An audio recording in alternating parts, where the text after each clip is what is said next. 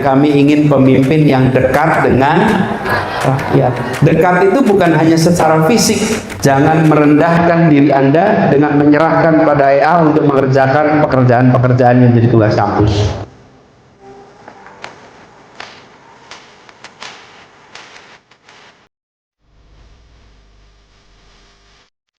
Assalamualaikum warahmatullahi wabarakatuh. Pak Imam yang saya hormati, moderator Naila, dan hadir tadi bersama Pak Rektor Prof. Fathul Wahid. Kita beri tepuk tangan buat Pak Rektor ini. Pak Rektor ini duduk bersama-sama dengan mahasiswa semua di sana, dan rekan-rekan pimpinan Universitas Islam Indonesia. Dan yang saya banggakan, adik-adik mahasiswa dan mahasiswi baru Universitas Islam Indonesia. Tepuk tangan buat adik-adik semua di sini. Nah, jadi seperti dibilang Naila tadi, bagi saya dari semua di sini, ke UI itu seperti kembali ke rumah sendiri. UI adalah kehidupan keseharian kami. Karena itu saya merasa bersyukur sekali hari ini bisa kembali ke UII. Dan kalau kembali, sebelum saya mulai tadi saya mampir dulu di makam. Ayah saya makamnya di dalam kompleks UII sini. Jadi kembali ke UII itu terasa seperti kembali ke kampung sendiri. Dan alhamdulillah ketemu mahasiswa-mahasiswa baru yang insya Allah akan membawa kebanggaan bagi kampus ini.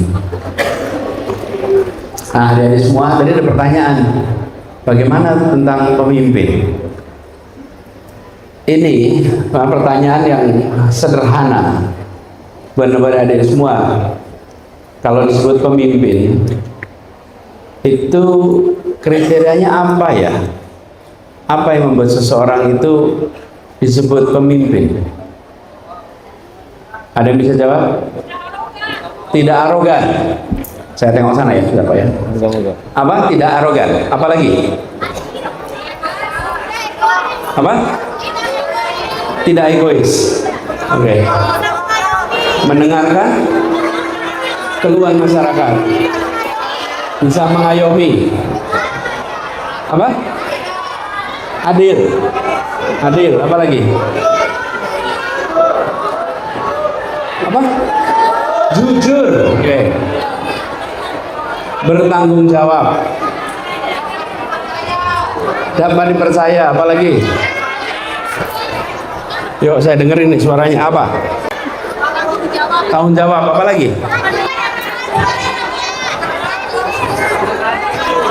Ya dari semuanya, coba perhatikan.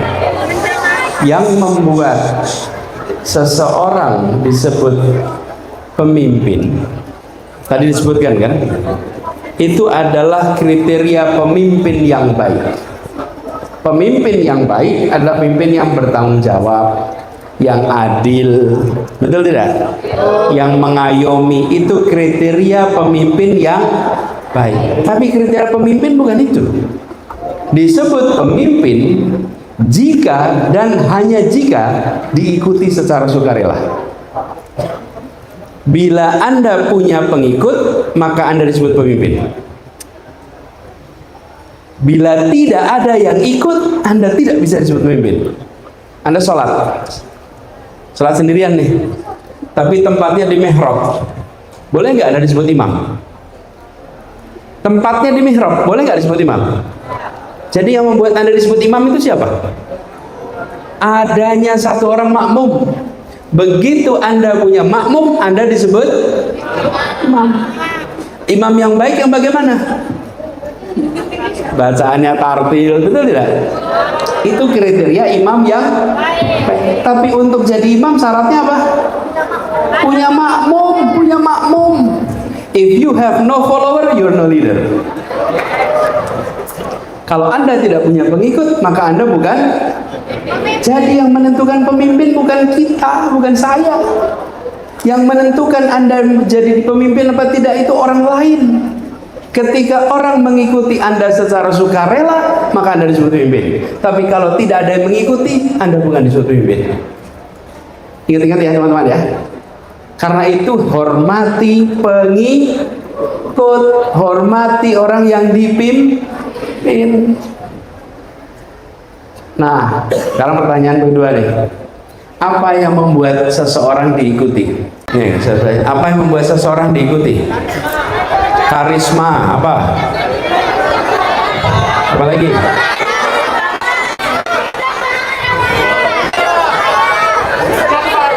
Apa? Nih, namanya siapa? Iya, Anda. Siapa? Sofi, fakultas? Sofi Teknologi Industri. Dia mengatakan dipercaya, itu syaratnya. Seseorang diikuti karena dipercaya. Kalau tidak dipercaya mungkin nggak diikuti. Nah mungkin karena itu sifat dasar yang harus ada, namanya amanah. Kepercayaan nomor satu. Karena itu diikuti. Anda bawa kertas kan, bawa buku tulis. Sekarang saya mau berikan rumusnya kepercayaan. Kepercayaan K sama dengan, atau itu K sama dengan K1 tambah I tambah K2 kurangi KP. Ditulis sebagai persamaan KP. Oke. K itu K yang tanpa apa? Namanya kepercayaan. Kalau K1 apa? Yang membuat orang dipercaya itu kalau apa?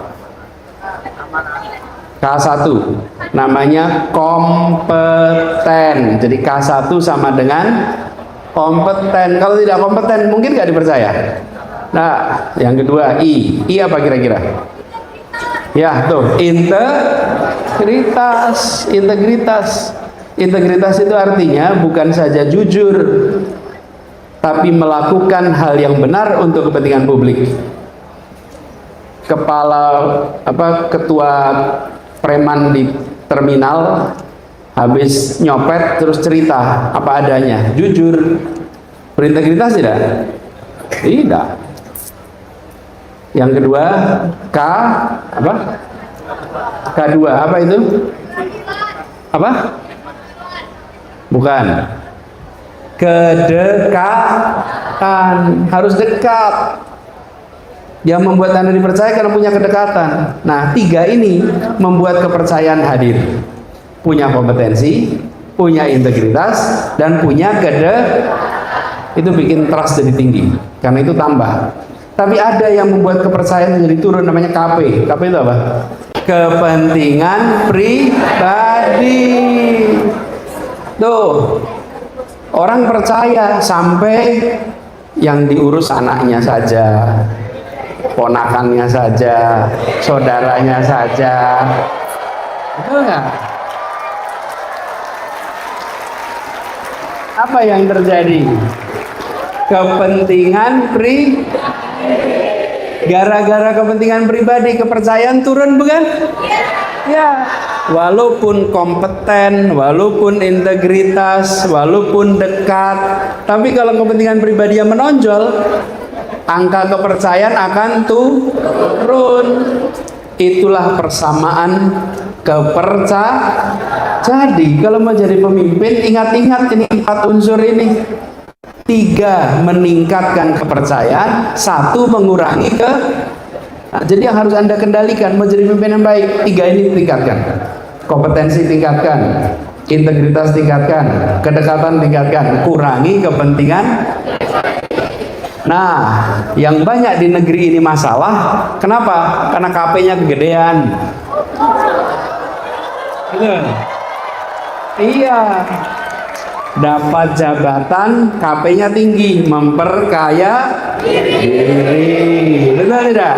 Nah, dapat jabatan yang diurusi sanak saudara. Meritokrasi dikalahkan dengan koneksi. Betul tidak? Nih, yang sering membuat negeri ini bermasalah bukan 3 pertama, tapi 1 yang terakhir. Betul tidak? Jabatan mau selesai minta diperpanjang. Betul tidak? Ya, ini contoh nih. Nah, adik-adik semua, Anda adalah anak-anak muda yang jadi pemimpin muda. Pelajaran dari ini adalah kendalikan yang nomor 4 ini. Kendalikan nomor 4 ini, berlatih dari sekarang mengendalikan itu. Kadang-kadang kita lupa mengendalikan nomor 4 ini. Dengan mengendalikan itu, insya Allah nanti Anda akan bisa menjadi, atau paling tidak punya modal jadi pemimpin yang baik. Nailah, itu jawaban singkatnya atas pertanyaan tadi. Pertanyaannya sekarang, bagaimana mahasiswa baru dalam memulai langkahnya untuk menjadi seorang pemimpin sesuai dengan kriteria yang tadi sudah Bapak sebutkan? Apa yang teman-teman harus mulai lakukan mulai dari ini? Jadi ini harus ditumbuhkan. Jadi kalau bicara tadi K, kompetensi, maka teman-teman saya usul yang berada di kampus, tingkatkan kompetensi Anda. Saya berdiri lagi ya, Naila ya. Kompetensi Anda sebagai pemimpin diperlukan lebih dari sekedar bidang akademik Anda. Jadilah mahasiswa yang aktif di dalam kelas dan aktif di luar kelas. Aktif di dalam kelas dan aktif luar. Tulis tuh, aktif dalam kelas, aktif luar kelas. Dua itu harus dikerjakan. Karena dengan begitu, kompetensi yang terkait bidang yang Anda pelajari bisa tumbuh. Lalu kompetensi kepemimpinan di lingkungan Anda juga tumbuh karena Anda aktif di luar kelas. Ini harus seimbang. Lalu aktif di dalam kelas, ukuran keberhasilannya apa kalau aktif dalam kelas itu? Nilai bagus. Betul, nilai bagus. Jadi nilainya berapa harusnya? Buat mahasiswa UI, target IP-nya berapa nanti IPK-nya?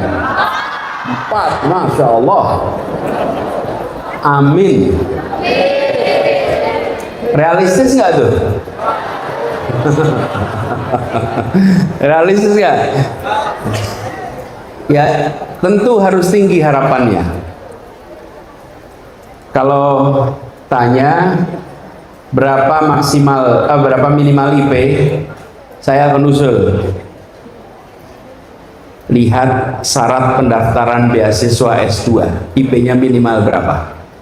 Oke, catat nih, IP minimal adalah syarat beasiswa S2, supaya kalau Anda mencari S2 dan beasiswanya Anda tidak ditolak karena IP. Satu. Terus kemudian ambilnya berapa SKS kalau kuliah? 44 per semester. 24. Ya, boleh. Nih, saya tadi cerita pengalaman pribadi saya. Saya ketika kuliah di Gajah Mada dulu, kalau itu S1, saya tanyain berapa SKS-nya. Saya selalu ambil 24. 18 dalam kelas, 6 luar kelas. Dan saya katakan itu pada orang tua. Dan orang tua saya, ayah saya, ibu saya mengizinkan. Ambil 18, yang 6 ada luar. Dihitung sebagai belajar. Dihitung sebagai pengembangan diri. Aktif. Jadi, ketika kita mengatakan kuliah, apalagi di UI, UI ini universitas pertama sejak kemerdekaan. Yang didirikan pertama saat kemerdekaan, namanya UI. UI ini adalah kampus yang punya semangat perjuangan yang luar biasa. Dan UI bersyukur dipimpin Pak Rektor yang punya nyali luar biasa besar. Pak Rektor UI sekarang itu berani mengatakan pesan-pesan yang menyadarkan rakyat Indonesia kemana arah Republik ini harus berjalan. Nggak banyak, hari ini nggak banyak, tidak banyak yang memimpin kampus yang berani bersikap menghadapi problem-problem kebangsaan. Nggak banyak. Nah, UI adalah kampus yang punya sejarah perjuangan. Jadi adik-adik di sini masuk UI, jadilah mahasiswa yang aktif di organisasi, apapun organisasinya sesuai dengan minat Anda. Karena organisasi apapun itu nanti akan mengembangkan potensi diri Anda. Jadi caranya kalau ditanya bagaimana, kompetensi tingkatkan. Aktif dalam kelas, aktif luar kelas. Lalu berlatih terus-menerus untuk menjaga integritas. Dengan ikut organisasi, nanti Anda akan ketemu tuh dengan segala macam tantangan. Dan di situ nanti integritas Anda dikembangkan, diuji.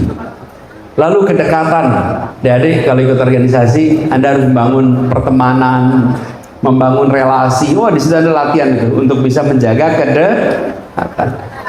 Kan rakyat seringkali mengatakan kepada pemimpinnya, kami ingin pemimpin yang dekat dengan rakyat. Dekat itu bukan hanya secara fisik, tapi dekat itu juga secara pemikiran, bukan sekedar penampilan yang sama dengan rakyat. Penampilan sama tapi pikiran tidak bersama rakyat, masalah. Tapi ada zaman era dulu, ketika Republik ini baru ada, Bung Karno, Bung Hatta itu pakaiannya selalu rapi, betul tidak? Tapi pikirannya bersama dengan rakyat, walaupun tampilannya beda dengan rakyat kebanyakan, betul tidak? Samanya bukan di penampilan, tapi di pemikiran. Dekat, itulah yang dibutuhkan. Senyawa. Nah, ini berlatih selama di kampus.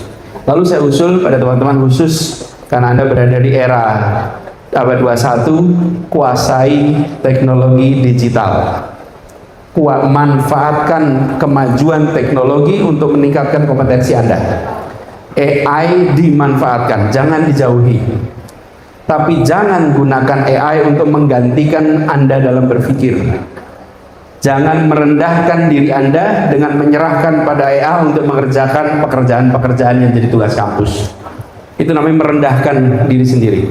Tapi gunakan alat ini untuk menjadi asisten pribadi Anda. Asisten mencari data, asisten mencari informasi. Itu jadikan AI sebagai asisten pribadi. Dan kalau Anda bisa memanfaatkan AI, maka Anda akan bisa melakukan lompatan yang cepat sekali dalam penguasaan ilmu. Kenapa, teman-teman? Karena Anda akan bisa melakukan pengumpulan data, analisa data dengan sangat cepat. Saya beri contoh. APBN atau APBD tahun ini dan tahun lalu. Kalau Anda diminta untuk membandingkan isinya, itu banyak sekali rumit. Tapi kalau itu Anda masukkan kepada AI, kirimkan, lalu minta bandingkan mana yang naik, mana yang turun, persentase naik dan turun, sektor apa dibandingkan dengan sektor yang lain, lalu cepat sekali akan keluar data, Anda langsung bisa analisa. Jadi jadikan itu sebagai personal assistant. Ini serius, teman-teman. Kenapa? Karena Anda masuk kuliah tahun 2025, bukan masuk kuliah tahun 95. Ini era di mana teknologi bisa Anda manfaatkan, kuasai dengan baik. Yang kedua, saya usul pada semua kuasai bahasa internasional. Anda akan jadi pemimpin bukan hanya level Indonesia, tapi harus bisa level Jadi kuasai bahasa apa bahasa internasional? Bahasa Inggris, apa lagi? Bahasa Arab, bahasa Mandarin. Saya tadi istilahkan bahasa internasional, bukan bahasa asing. Kalau bahasa asing itu bahasa Thailand, bahasa asing. Bahasa Myanmar, bahasa asing, tapi bukan bahasa antar bangsa untuk percakapan. Anda kuasai itu, supaya Anda bisa berkiprah di gelanggang yang jauh lebih besar lagi. Dan mahasiswa UI ke depan sudah harus bisa menjadi warga dunia, bukan hanya warga Indonesia, bukan hanya warga Sleman, apalagi warga Yogyakarta, harus juga warga dunia. Nah, jadi buat teman-teman sekalian, kuasai bahasa internasional, tingkatkan kemampuan pemanfaatan teknologi. Aktivitas yang teman-teman lakukan selama kuliah adalah aktivitas yang bisa menjadi bekal perjalanan ke depan. Adik-adik semua di sini, coba perhatikan apa yang akan saya katakan. Setelah adik-adik dulu sekolah SD, lanjutannya SD apa? SMP.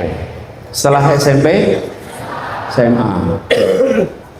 Setelah SMA, perhatikan, semua perpindahan itu sifatnya pilihan berganda. Masuk SD, oh SD-nya A, B, C, saya pilih SD C. Masuk SMP, pilihan berganda. Anda bisa masuk SMP A, B, C, Anda masuk pilihan sekolah B. Masuk universitas, sama, Anda memilih daftar pilih mana, betul tidak? Selesai kuliah, Anda akan ketemu dengan pilihan yang bukan berganda lagi. Saat ini Anda akan ketemu dengan pilihan yang sangat banyak, yang itu seperti esai, bukan seperti pilihan berganda. Yang kedua, SD berapa tahun? 6. SMP, SMA, kuliah 4. Telat-telat ada 4. Sesudah itu, teman-teman, semua yang Anda lewati itu selalu ada ujungnya. Ujungnya namanya wisuda, ujungnya namanya terima ijazah. Sesudah kuliah Anda nggak lihat ujungnya lagi, teman-teman. Anda nggak bisa lihat, oh sesudah kuliah nanti 3 tahun terima ijazah lagi, tidak ada lagi.